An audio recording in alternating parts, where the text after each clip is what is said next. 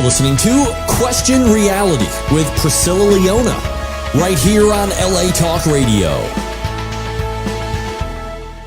Hello, and welcome to Question Reality. Got my little cheat sheet here. Just rewrote my intro, so I got to read it because I'm terrible at memorizing lines. Hello. And welcome. Didn't I say that? I'm having deja vu. Yeah, you did. Welcome to the Question Reality Radio Show. I'm Priscilla Leona, producer and host, and we are coming to you live because we're living live from Los Angeles. And for 11 years, we have been providing our audience with entertainment industry career advice. Now, this show is for you if you are questioning your career reality. Are you? I question everything. Yeah. And thinking about pursuing a career in the entertainment industry, or if you're already working in the entertainment industry and are just interested in tips on how to elevate your career status. The guests on our show include Emmy winners, Grammy winners, Tony Award winners, reality TV stars, working professionals, including producers and directors and casting directors and talent managers and singers and comedians and writers and PR agents and publicists and screenwriters and soup supervisors. No, that's not right. Script supervisors. I'm sure there are soup supervisors working in the restaurant industry. Stunt people, celebrity makeup artists, entertainment lawyers, and the list continues. Now, if you missed any of our past shows, here are 3 ways that you can watch us or listen to us 24 hours a day. You can never get enough of Question Reality, in my opinion. I could be biased. Number 1, go to our archive page, which is on the latalkradio.com website, and search for the title of our show, Question Reality. Number 2, iTunes or Google Store. We're also on Stitcher.com under the podcast section. You can get the free mobile app, which is what I highly recommend you do. And you can get that on the App Store or Google Play Store. And I have a special request. So there's the 3 ways, but I have a special request. Please subscribe to our podcast via the Apple Podcast. So we want you to subscribe. Be a subscriber. It doesn't cost you anything. It's free. It's free. No money. You get so much entertainment for free. Now, finally, if you want to be a guest on our show or refer someone to promote themselves, their products, or just give sage career advice, we are currently booking for 2020. We're booked all the way till June, but we're booking for June, July, August? Yeah, I think so. Not sure how the breakdown goes, but just go to the website and submit for consideration. Now, you have to go to the official website, which is questionrealityradioshow.com. Again, questionrealityradioshow.com, not LA Talk Radio. That's where we air the show. You want to go to our official website and submit under the contact link. And that is it. That is it for the day. Yay, I got through this. I did not get one single applause. This is Albert. Albert is not on it today. Then you know, as we have every time we do. You are going to get it now. You are going to get it. Don't throw in extra stuff. Now, you know Albert, that's his main thing, so he wants to do more. He wants to push more buttons. But he is our recording engineer and also executive producer of this show. So you can't probably see him, but he's over there with his Washington, D.C. hat on, acting like it's winter in D.C. in L.A. Well, now, couple things. As you can see, we have someone sitting there who we're going to introduce in a couple minutes, but I have 2 little advertisements. Number 1, very important. Don't forget to watch the Grammys tonight. The Grammys, because my friend Amy, I'm going to butcher her name. I told her I'm going to do it. Amy Hannah Ali. Hawaiian, she's Hawaiian, is nominated for a Grammy for the Best Regional Roots Album entitled Kalawea Nui. See, I could pronounce that. That's the album title. And her cousin, my dear friend, his name is Micah, but his official name is Kamu Micah Kama Hoali. Yes. And Micah also designed her dress. So when you see her tonight, Micah designed the dress. So they're at the Grammys. Finally, it's been a long road getting there. We had a listening party for her at Jamie Foxx's house on December 27th. You were not able to come to that. It was I heard Jamie Foxx was really upset about that too. No, he was not upset. He loved it. He was on his phone Instagramming it and taking pictures with everybody. And he loved it. He was having the great time. And we had like a luau party, so you got to see authentic Hawaiian dancers. And anyway, we got to hear one of the songs that is from her album. So fantastic, wonderful time. Finally, tonight's the night. I am not there. You ask why. I ask why too. But what is that saying? Ours is not to question why. Well, I'm questioning it, but that's all right. Maybe next time. Probably because I can't sing in tune, I will never get a Grammy. But I think I can ride on someone's coattails. I'm going to start looking. Now, second thing I want to talk about is very important to me because we are currently seeking screenwriters. Okay? Please share this with everyone who's a screenwriter. We are looking for screenwriters who have powerful stories under 10 pages that revolve around a social bias incident and with the story unfolding from the victim's personal viewpoint. And the script will be purchased, produced, and of course, IMDb credits, blah, blah, blah. And it will become part of our series. Okay. The deadline is February the 1st. And let's see, if you have any questions, you can email me directly. But if you go on my Facebook page, Priscilla Leona, you'll see that I have it on there. And you can enter your script via the website at civildisobedienceseries.com, civildisobedienceseries.com.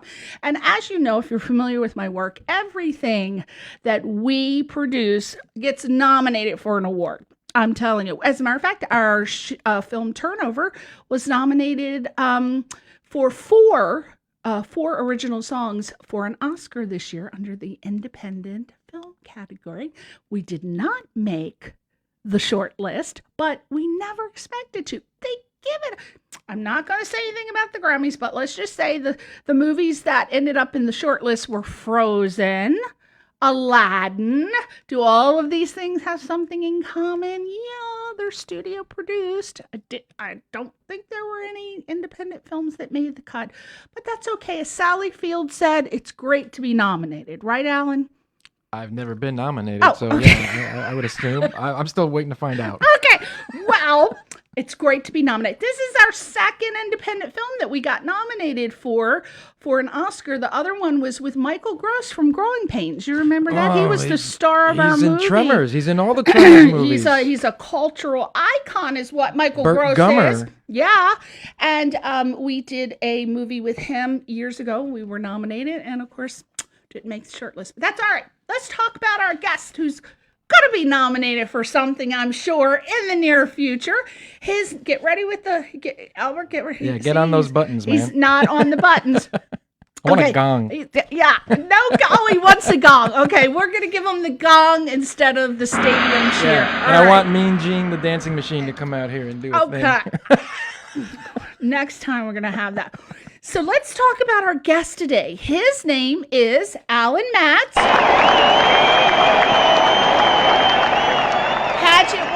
Pageant wave. Alain Matz is a writer. Okay. All right. Alain Matz is a writer, a director, a producer, an editor, and a photographer. And he spent 10 years working in commercial production, as well as 4 years writing and story editing animation. I did not know that, Alain Matz. And he's written and directed several music videos, spec commercials, and is currently working on his first feature film called Magic Hour. That might sound familiar because he was on our show before.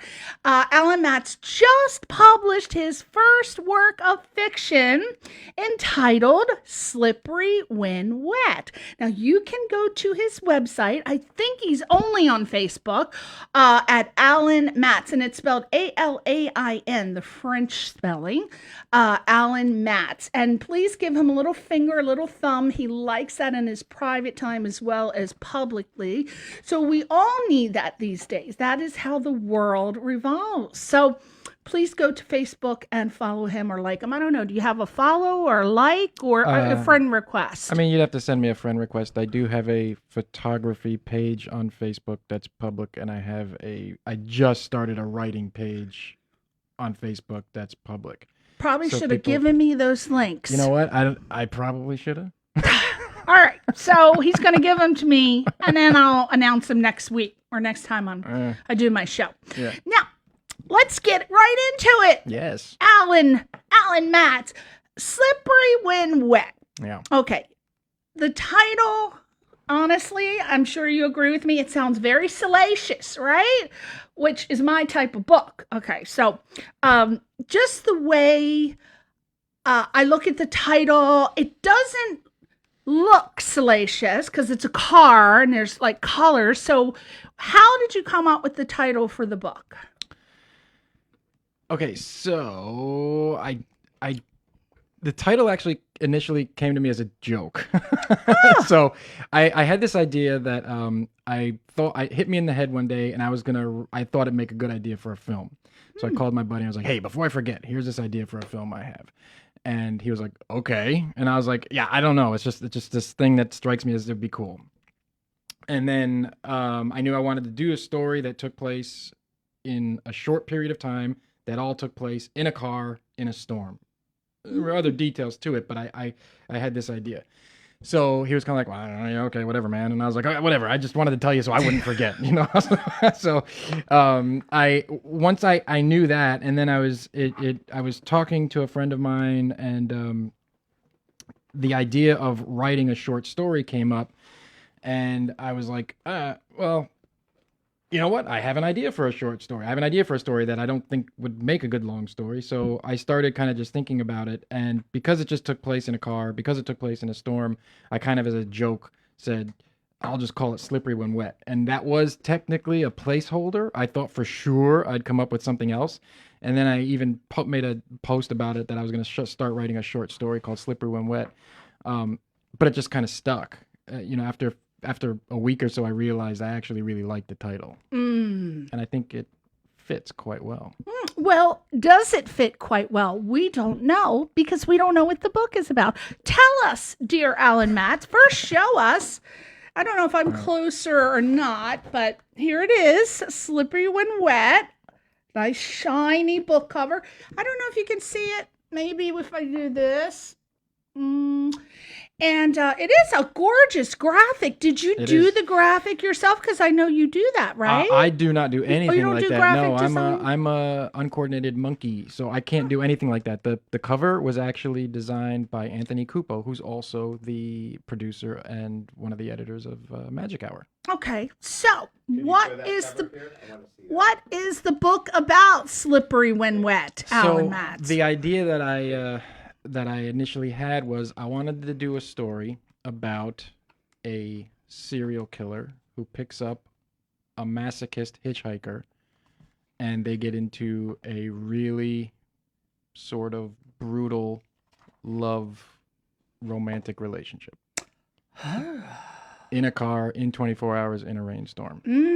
It takes a certain type to like that. So what I decided to do was I wanted to... You see where Alan's mind is. Look at this little pornography shot we got here. That was by Amy Kellner. She's an incredible illustrator. Ah, I love it. Is that a scar there in the middle, or is that just the separation of her breastbone? It's a wound. A wound. Oh, yeah, it's a wound. It's a very graphic story. What I decided I wanted to do, because it's completely outside of my comfort zone, I thought if I'm going to take this time and write a short story, and I only intended it to be a short story. I just wanted to see what it would do. It's kind of like I needed to get some creative stuff out. So I was just like, let's make an experiment. I'm going to write a short story. And in order to do, I wanted to do something outside of my comfort zone. So I decided to not just make it a thriller, which it is. I wanted to make it an erotic thriller. I'm good with violence. I can write violence. I can shoot violence. I love violence. I know violence. But the dirty stuff, that's completely new to me. Well, how did you get to that point? If that's new to you, where did you go to get the writing? I mean, how do you write for that if you don't know that character? So I just, to be totally honest, I just went to the deepest, darkest reaches of where my mind would go and said, all right, if these two people are going to do this, how are they going to do it? If this is what this guy does to fulfill his fantasies, and what does this girl need to fulfill her fantasies, and the two of them each, one's a killer and one's a masochist. It's like, what happens when a killer meets a masochist and they both want to get off? So it's like, it's very, very romantic. Well, what if you had to tell our audience what the most important thing you want to convey about this book to get them to go to Amazon and buy it? What message would that be? Why would they want to buy this book? Like, what if they're a church? Is this book for everyone, or do you have to be of a certain mentality? It is absolutely not for everyone. I did not write this for everyone. It is probably, I think a lot of people might consider it offensive. Ooh, I love it already. But what is my message? I'll tell you exactly what my message is. My message is that true love exists, and there is someone for everyone. I like that. Yeah, a murder and a masochist find love. It is a very, very romantic story. If you ask me, okay, it is an incredibly romantic story. I like that. Now, writing this book, are the experiences of the book based on someone you know, or an experience you had back in the day when you were going to those bars with the hookers? I mean, where did you get? Did I tell you about the hookers last time I was here? No, but I just kind of guessed. So they're not directly related to any experiences I had, because I'm incredibly boring. Yes. Mm-mm. Come on, we've hung out. You know this of me. I'm an incredibly boring person. They are experiences that I would probably like to have in a fantasy world, I can tell you that a couple of the people who, as I was writing it, I showed them things and I wanted feedback, in an early draft and everything. I did speak to a couple of young women who read it, and they told me must have used that as an excuse. They told me that they were like, wow, this girl's like, it's like you were in my head, like when I was this age, you were like, it's like the things she's thinking, you really got into her head. And I was just like, I mean, that's an incredible compliment, but I really just tried to think of the worst things I possibly could think of. Well, that would be your millennials today. Now, did you learn anything about yourself while writing this book? Because a lot of writers tell me that they learned about things that they didn't even know they thought about. I learned that I giggle like a child when I write dirty things. Okay. I learned that I like to use the same few words over and over again when describing genitalia. Don't we all? I don't. Yeah. We do. I learned that I think I'll tell you what I learned. I learned that I really enjoyed getting outside of my comfort zone as a writer. And it actually led me to, some of the things I have now lined up that I want to write next, that I'm working on next. So the experiment in that sense worked. Okay. what now I'm looking at this cover and maybe I need to go inside. Okay, cover designed by illustration by okay. Is this I don't see a publishing company. Is this self-published? It is self-published. Tell us about that. Okay. A lot of people want to know, how do you self-publish? So here's the Because thing. it's so hard to get an agent these days. Yeah, that's impossible. So here's the thing. That was part of the experiment too, because I, as a writer and doing films and short films and filming things, and you have to edit, it takes forever to get through things when you're doing it all yourself and when you're paying for everything yourself. Yeah. So I was kind of frustrated by that whole process, that we're still working on Magic Hour. And what I thought was, I want to get something out creatively that once I'm done writing it, it's done. What can I do? And so self-publishing was part of the experiment. So I did it the easiest way, which is just through Amazon. There are other, more do-it-yourself tools that you can use and stuff, but I didn't want to mess with any of that.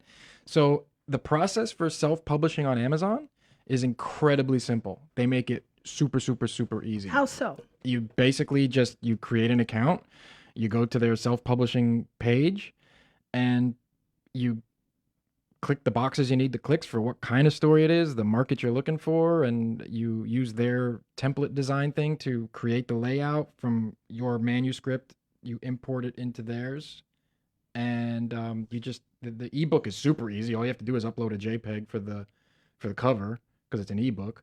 And then if you want to do a paperback, it's a little more complicated. You have to format things properly, DPIs, all that kind of garbage that I don't know. That's why Anthony helped me. And you just load everything up. They review it, and if everything's cool, you go live. Okay, yeah. So you said something, if everything, because I was wondering, doesn't anybody proofread it? Because a lot of being a first-time writer, there are lots of things that you need to know about writing that sometimes a first-time writer does not know. Yeah. So my question is, did you get informed by Amazon that, hey, we're going to be proofreading your book, or we're going to be doing this and that and this and this and this, and if it meets that criteria, then we'll publish you? Or did they just... No, they just put it up there. The review process, they said, could take up to 72 hours, and I put it in figuring it would take a couple days, and I think an hour later, both of them said, you're live. They're only reviewing it. I'm wondering if they're reviewing it. No, I think they only review it for technical reasons, just to make sure that there's not going to be things. But your point about proofreading. So I did not have this book proofread. I had people give me notes. Are you kidding? So here's a fun fact. This book apparently has a bunch of typos in it. Oh. But I'm not so concerned, because here's the thing, guys. At some point, maybe in the next few weeks, maybe in the next few months, I will correct it, and I will post the second edition available on Amazon. Okay. But this will then become a collector's item. This is the one you're going to want. This is the one with all the bad garbage in it. This is the one with typos. And they're not, some of the typos, I think, are from importing the manuscript into Amazon's thing. Like spaces, they're not necessarily like spelling errors, but and then a couple things just, I missed because autocorrect turned it from one thing into another thing. I'm terrible with that kind of stuff. They don't have any kind of thing that denies autocorrect?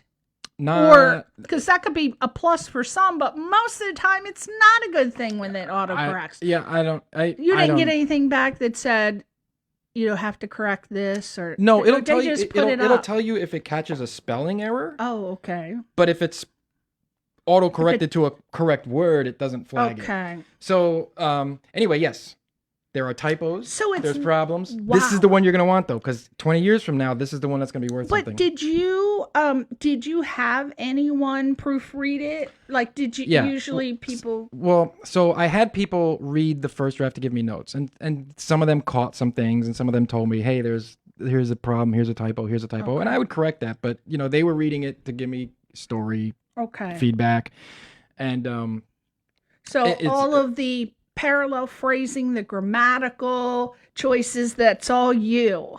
Yeah. All right.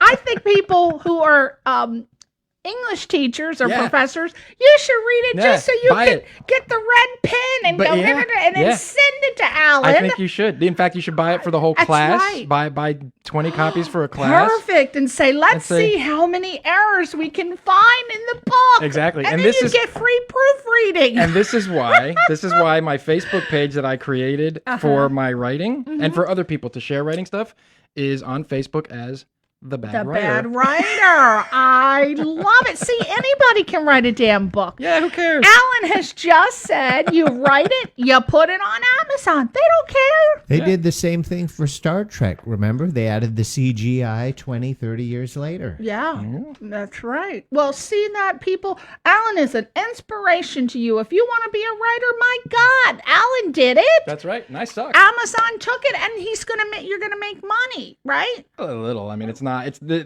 Well, this will people hope- are gonna buy it. Yeah, I want. The idea is to start building a library of things I've written. So this is available on Amazon as Kindle, Yes. and I still honestly don't know what the hell Kindle is. I don't know. I've never even heard. What is Kindle? It's an app. You download. Oh, so you ebooks. download an app and and then you just read it on oh, your you tablet. read it. What about when people can? That would be an ebook where someone would narrate it. No, that would be an audiobook. audiobook. Yeah. Do you have plans for that? I was thinking of doing a To- live to- read, yeah, having some it's that people. way, you yeah, know, but that I want to way- do. But I want to do it total masterpiece theater style. So. You can bypass the grammatical errors and spelling errors by doing an audiobook, That's right. That's right. You should do it. Oh, but yeah, a lot of people don't think about this, and I would like to address that to people who are writing, to encourage you to do more of your books as audiobooks for people who are hearing impaired. A lot of people don't get the benefit of being able to read because they're blind and they can't read a book and it's not transcribed as anything else. So doing an audiobook does help a lot of people who may want to read your book. So consider that, Alain Matz.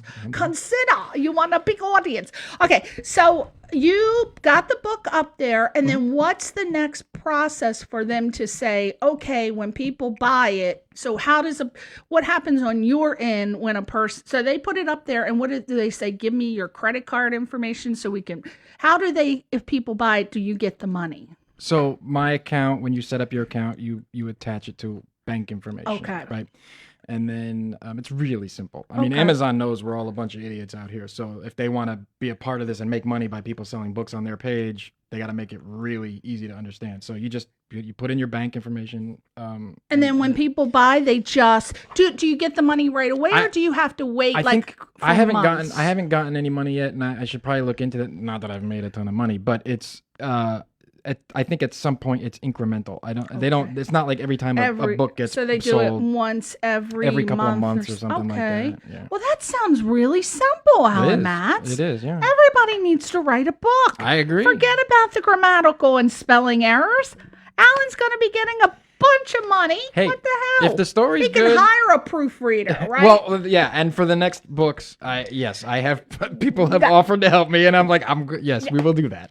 And you need me to. I excelled in English. As a matter of fact, I know this sounds very petty, but when people send me a text or an email, I cannot read it without correcting it. Isn't that weird? I can't do it. I excelled in English. I got A+++, and people are like, oh, you should be an English professor. No, but I do appreciate a well-written email. Yeah. If I get an email and there are so many typos and grammar, I'll delete it. I know that's a sickness I have, but I will delete it. Delete. That's why I don't send you emails. You wouldn't Your even look at them. texts are fine, right? Okay, so a lot of people say when they're a writer that they get writer's block. Yeah. Do you believe in writer's block? And if so, did you get writer's block? And what does it feel like? It does. It's a thing. It's absolutely a thing, because when you are creating, sometimes things make sense. When I wrote Slippery When Wet, it flew. I knew exactly what I wanted to do. I knew what the story was. I knew how I wanted the characters to be, and I didn't have any problems whatsoever. The one that I'm writing now, it was a totally different story, because I had an idea, I had a title, and I knew what I wanted the character to do, but I didn't have a story. So now I had to I was kind of doing things backwards. Usually you come up with the story idea. You're like, hey, here, what would be a cool story, which is what I had for that. Now, so as I'm writing the new one, yes, I've had writer's block a few times. I'm What still does kind it of feel like when you have writer's block? It's incredibly frustrating because Like, what do? You just can't. You get to a point. Either it's because you can't start, or you've gotten started and you liked where things were going, and then you get to a point and you're just like, well, what I thought would happen next it's not working for me now, right? So what am I going to do next? And you have to try and figure out what's going to happen next. And sometimes, you went into that story with this whole particular idea set up, and then when that idea, or it doesn't work because you just don't like it anymore, or because you made some changes in the beginning because they were for the better, they've now altered how things are going to work down the line. So you're kind of like, oh, well, now what I wanted to happen isn't going to happen. So how am I going to, now it's going in a different direction organically. What do I do? And sometimes it's just really hard to what inspirational advice do you have for people who are new writers who get the writer's block? I mean, what do you do? Because you don't have experience to say, okay, I know I got writer's block. This is what I'm going to do to get out of my funk. Well, first of all, I don't think there's any one way to get out of writer's block. I don't think being a 40-year veteran of writing, like if Stephen King were to get writer's block, I'm sure he has. And I'm sure he's just like, I don't know. For me, what works is I got to stop thinking about it. I gotta let my mind go on to something else. I gotta not focus on what I'm doing and focus on something else and just kind of forget about where I was, and either somewhere else, I'll be driving, I'll be working, whatever it is I'm doing, I'll be like, I got an idea. And then I got to pull over on the side of the road. Yeah. And then I'll go back to it. Now, have you submitted to your book to places where you would get a critique? Say they're like, I don't know. I mean, there are critics who read books and give critiques, but you haven't submitted. I haven't done anything like that, or you haven't promoted it to that point. It came out. I released it January 1st. We'll say, what are readers? What are people saying about it then overall? Okay, excluding the grammatical typos. Yes, excluding our typos. Obviously, most of the people who have purchased the book so far are people who know me and want to support me. Mm-hmm. So they're going to say, "Oh my God, it's so great, Alan." No, that's the thing. They're not going to say that. Oh, good. Because I've been very, very clear with people. Don't tell me you like it. Yeah. If you don't like it, I can take it. I know this is not for everybody. I didn't write this for everybody. And if you all love this, then you're all twisted in the head. Okay. Yeah. And so I know. Generally speaking, the feedback that I have gotten has been very positive. People do really seem to like it. People who tell me that they don't read, they found it to be a super quick read. I mean, it's not long. So the general consensus is it's a fun, quick, entertaining read. Fun and quick. Yet we remember what he said about who the characters were earlier. I'm wondering how it's tying in. So you're going to have to read it. Yeah. Fun. No, it's fun. Masochist, murderer, fun. I love it. You're twisting us up. Yeah. I like it. The goal is to make people hate that they're loving it. Oh, hate that they're loving it. And hopefully it'll make them go home and masturbate. Oh my God, he's so sick. Now, I am total Christian girl. Don't like that. Now, I guess I got so many questions. I don't know what to. I know you as a filmmaker because of Magic Hour. By the way, how's Magic Hour coming along? It's coming along very slowly. We are still dealing with editing. We've had technical issues with computers that were thank you. The computers we were editing on. By the way. Show him the hat, man. Albert, are you getting good stills of Alan? Because I see you videotape. Are you using the pop? The pop? Because we got to give them pop. Oh my gosh. It's Albert. And don't you dare say I'm lying either, because I don't lie. 1, 2, he has 6 phones. And And he has now bought his latest phone, which is the Moto Z, and it requires some sort of pods where you snap them on the back. So I'm like, shoot Alan with the Pop app. Oh my gosh. And when you see the pictures, you'll know why. And then we're going to put, and this is really going to work well with the Pop app, because look at the colors, how they pop. We want to take a picture of that. I assume that this is my copy, but it is not autographed. We're going to do that afterwards. I didn't want to be presumptuous, but of course. We're going to autograph it. I was asking about Magic Hour. We briefly addressed that. He wrote his, I believe, first film. Feature film, yeah. First feature film, which was Magic Hour. He was on our show a couple years ago. And first one I wrote that I'm also directing. Right. Yeah. And this is a situation where you're still editing, you just said? Yeah. Or So just Real from quick. life, just from life, we all have day jobs. Again, one thing we talked about back then was that when you're dealing with an independent film and you're doing everything yourself, you're not beholden to studios, but you also don't have the money. Right. So you have to do everything yourself. So, Right. we all have day jobs. We all have families. My computer kind of crapped out. One of the other, Cute Rustin's computer wasn't able to process things. So Anthony Cupo, the producer back in New Jersey, he was trying to, do things, but, he also works hard.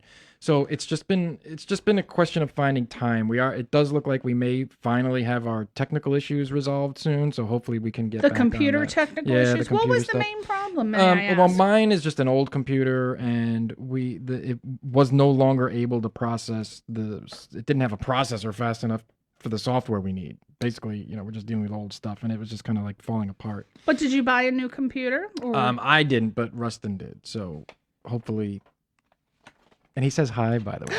Where is my sexy rustic Rustin? Where is he? He's scared of me. No, He's scared of me. That's why he's not here today. I think the last time he was on the show, I got too handsy with him, as I do with any good-looking man. So now he's scared of me. He runs away. Christian, my ass. I wasn't Christian. So anyway, we're still working on it. Good. We haven't given up. But again, that's part of the reason I wanted to do this. I've asked you, how can I help you? Well, write me a big fat check. Oh my God. How much could it possibly take? Because editing, you do editing. I do, but like So- I said, I couldn't do it on my computer anymore because my So if processor you burned get out. a computer, then you should breeze through it, because of the editing. You already know how to do it. That's So true. if you, right? Yeah. So then I expect it next week, right? Okay.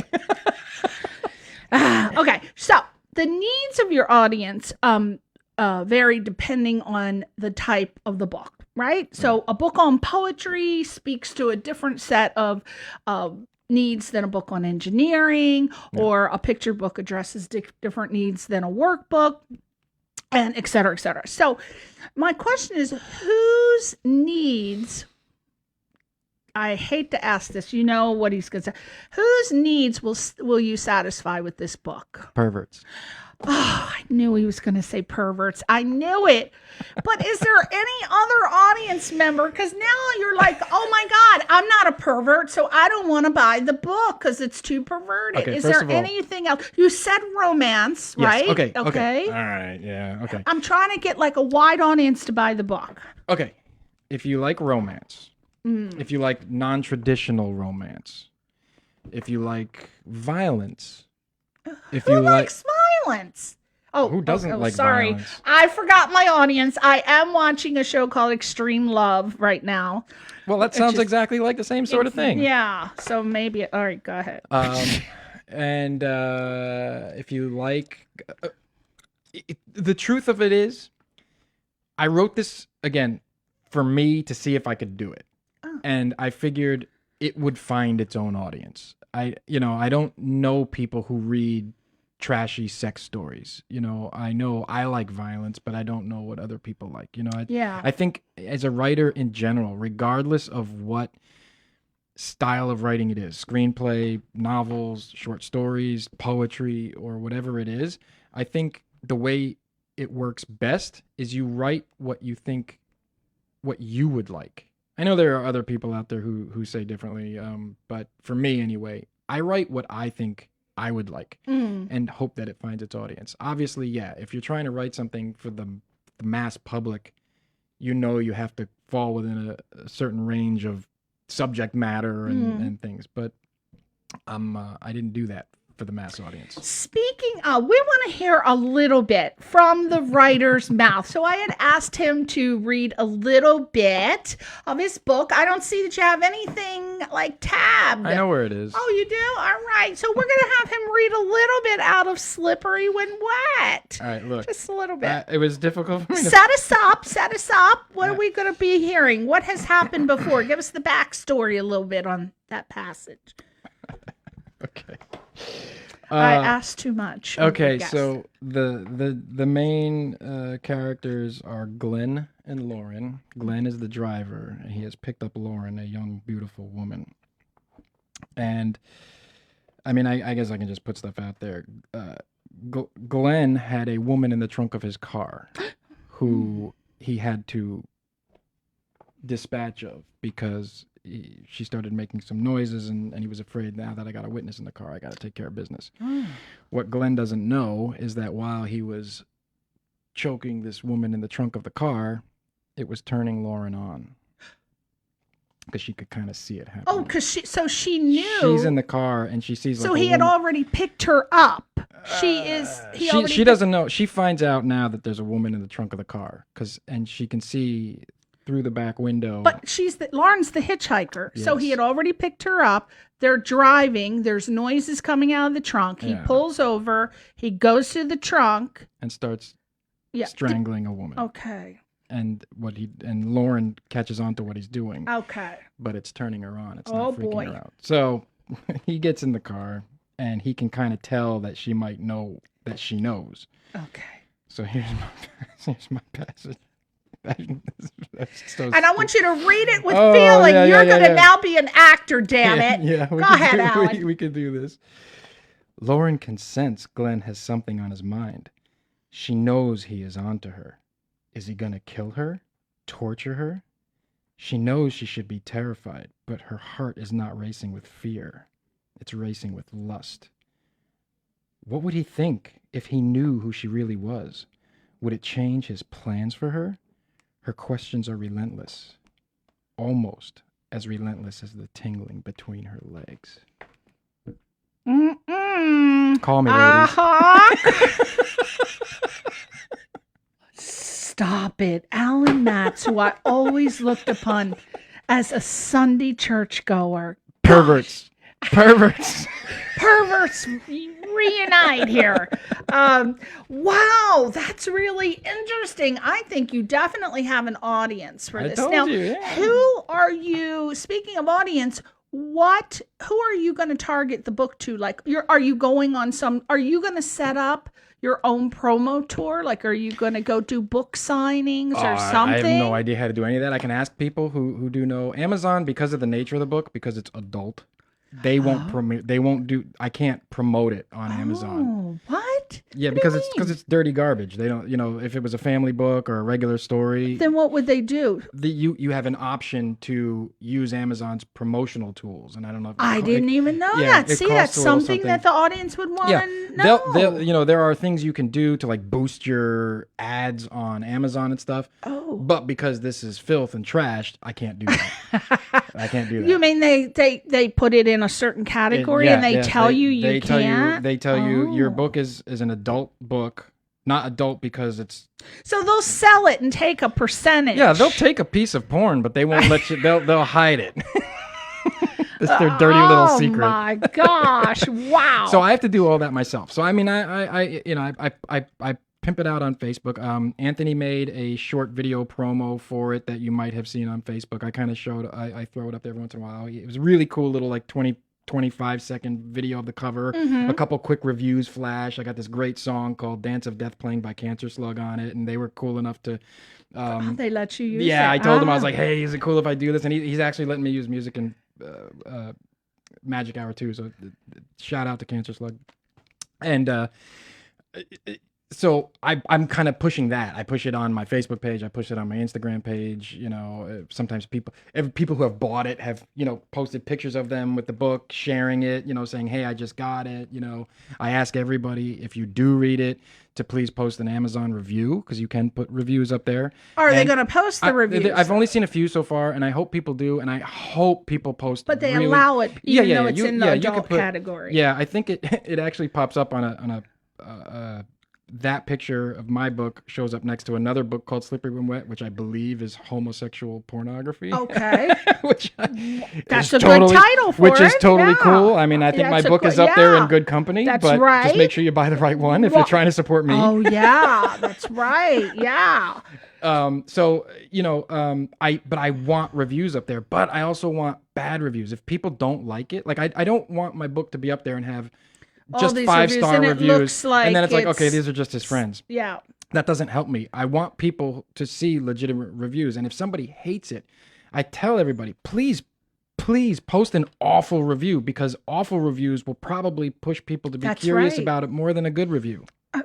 We're gonna do the awful reviews, even if we like it. We're gonna do awful reviews to help you. Help me sell books by telling everybody how awful it is. Help him post an awful review.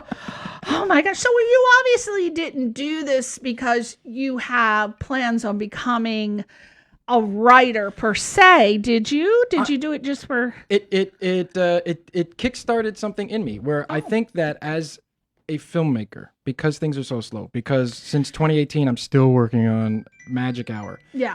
This is an incredible creative outlet for me that I didn't know was a thing. Yeah.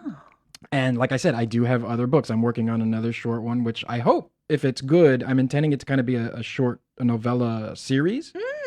It's called Neon Vampire, and it takes place in the 80s about a vampire. I'm there already. Vampire 80s. That's half of my love lust. I'm going to fill it with trash and violence too. So this is an erotic thriller. Neon Vampire is going to be an erotic horror sort of action-y story. I like it. Yeah, I'm pretty happy with it so far. Is it going to be a short like this size? It's going to be whatever it is. Okay. I just meant to be a short story, and I found out by the time I was done with it that based on word count, it fit well into the novella category. I didn't try to write a novella, but it just ended up that way. So I think it'll probably be the same. I don't want to take too much time on it. I just want to kind of like create these fun stories and see if people like them. And I'm also starting a work of nonfiction about basically over the course of 2019, myself and some friends and people I know from all over the world, we traveled around the country to see a band play, the original Misfits, 70s punk rock band that we all love. And they kind of had these reunion shows going on. And I want to write a work of nonfiction about why that was important to us. Why do we do this stupid thing like travel across the country to go see a band play, and who we met and what it means to them and why it was important to them. And it's actually going to be a really personal story because it has a lot of personal meaning to me. So I'm actually super excited to write that. Did you videotape it? I mean, did you do it like maybe you could do a documentary too? Did you videotape all your experiences, or between everybody I know, there's a lot of video and a lot of footage, and I want to turn that in a documentary. And a lot of the people that I know are. I asked them, do other of you guys want to be involved, and you can share your stories and pictures and all that stuff. So once I'm done with this first Neon Vampire book, I want to work on that. I see that as a documentary. That's hot right now, doing things like that. Yeah. I mean, maybe, but again, filming. Because with documentaries, I mean, it's not as like Magic Hour where you got to do so much specific stuff. With documentaries, you can just show whatever the heck sort of like how you wrote it, right? You just do it. It doesn't have to be in so much of a certain format. I'm going to say artistic because I wanted to cover filmmaking and writing. Yeah. What is your artistic kryptonite? Wow. Do you see the questions I ask? This is not the only person who is stumped with my questions.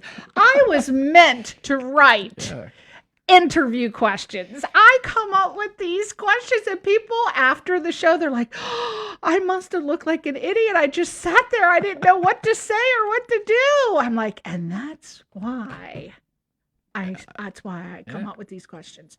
Well, you know why I asked that? Because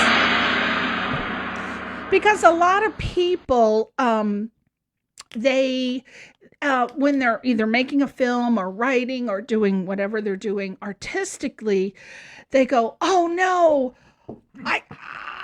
this is going to take me down." For example, Magic Hour. Yeah. The kryptonite seems to be money, right? All right, you know what? Alan's going to get away with not answering what his kryptonite is. I'll tell you what time. it is, and I'll let you think about it. It's stress. Stress. It's stress. Okay. It's life stresses that get in the way. Okay. That's But a I'd good much rather answer. talk about being perverted in titties. Okay. All right. So is that the 5-minute buzzer? Actually late. Oh, well, I guess I'm getting my answer. And that's not Albert. I don't know. I think that's Dina, and they're gonging me. All right. She's got to go, so we're going to end this.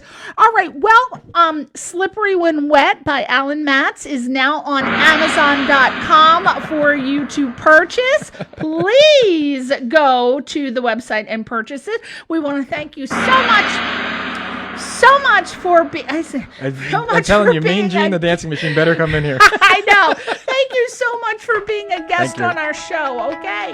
Bye. Say bye. You're listening to Question Reality.